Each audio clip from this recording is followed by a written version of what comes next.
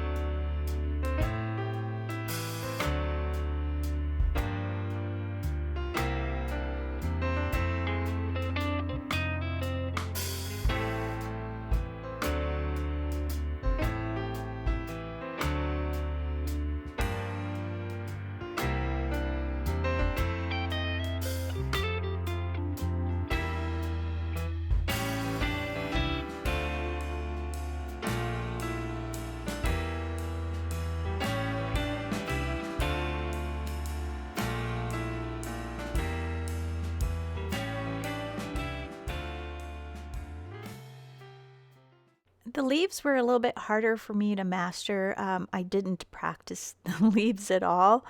And so I was kind of a little stressed out when I was doing the leaves because I had worked so hard on the yellow part of my image. And as I said before, watercolor is actually quite forgiving, and so I end up figuring it out. I think the problem that I had was I was trying to put too much detail into the leaves, and I probably was worried too much about the veins of the leaf. So you're going to see me struggle quite a bit with this leaf and the other one on the other side, where the little leaves it was quite so much easier, just because there was I spent less time trying to get detail into it because it was so small. So you'll see quite a bit where I try to do different techniques with the leaf, and you'll see that I add color, take color, add color, and go back and forth with this big leaf. And you'll see that it is quite forgiving, and hopefully you'll give watercoloring a try as well.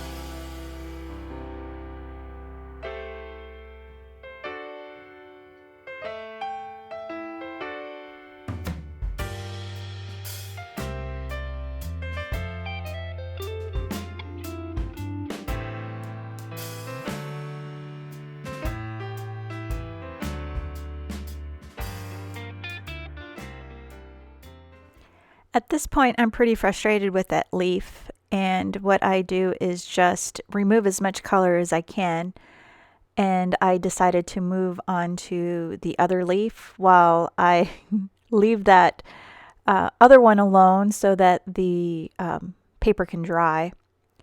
I ended up going onto YouTube and looking at some more videos about how to do leaves, and I just decided that I'm just not going to give up, and I'm going to keep trying.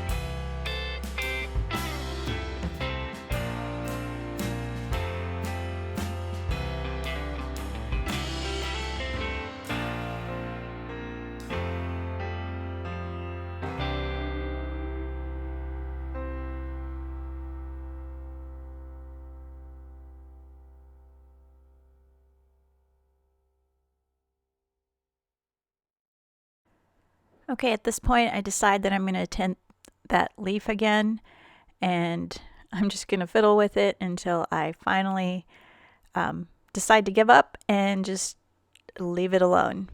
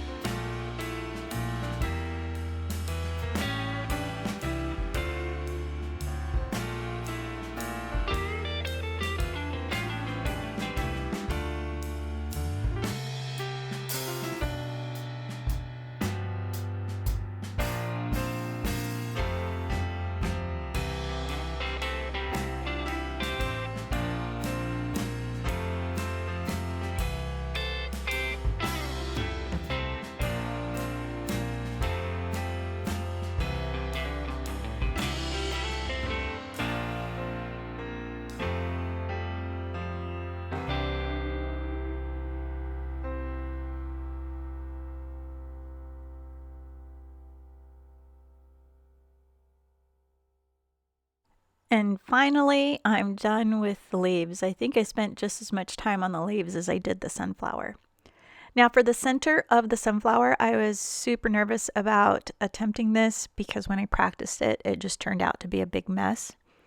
So I decided just to use a brown from my palette, and I'm just going to do little tiny dots all over the edge and anywhere that I see dots throughout the stamped portion.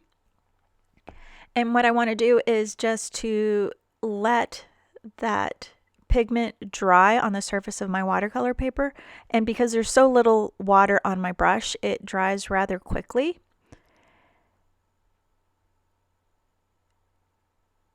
And then what I'll do is I'll wipe off my brush and add a little bit of clean water to it and dry it on my paper towel. And then what I'm doing is that I'm just kind of pouncing on that dried pigment that's on my center. And then I'm just kind of spreading that brown, but I'm trying to leave as much of that dark part alone, but just spreading the color in between. So I'm just kind of dabbing at it.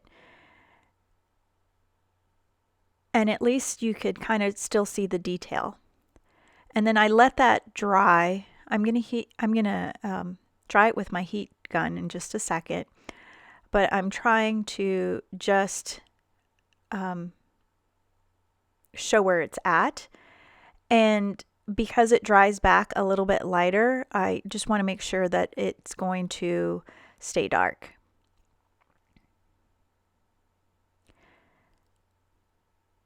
So once it's dry, I go back and I just add a little bit more detail to the center, and I'm still following my stamped image.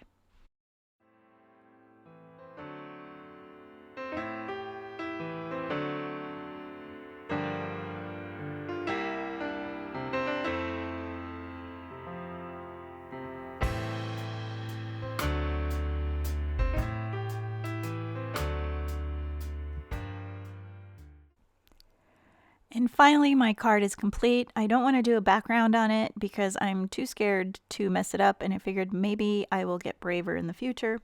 But for now, I'm just going to add my sentiment. And I picked Hello Sunshine from the same stamp set, and I'm just lining everything up onto my Misty. I want to make sure it's perfect because I spent almost 2 hours watercoloring the image. So I'm just using a small piece of acetate to try to make sure that everything is perfectly lined up. And I'm using some paper tray ink dark chocolate. It is kind of like an orangish brown that matches the center of the flower. And I had to stamp the 2 words separate because I wanted to get the hello as close as possible to the sunshine.